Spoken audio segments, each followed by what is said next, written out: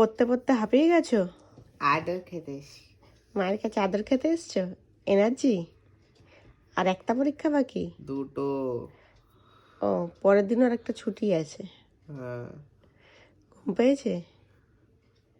মাকে ছুঁলে ঘুম পায়? মা বোরিং না শান্তি? শান্তি। বোরিং হলে ক্লাসে ঘুম পাই, জানিস তো? কোনো টিচার পড়াচ্ছে, বোরিং লাগছে, তখন তুমি খালি ঘুম পায়। আমরা মনোযোগ দিই না। হ্যাঁ, তোমরা তো খুব ভালো স্টুডেন্ট, মনোযোগ দাও না, তাই না? গুণের কথা আবার বলছে পাপাতা। আর দুটো পরীক্ষা হলে ছুটি।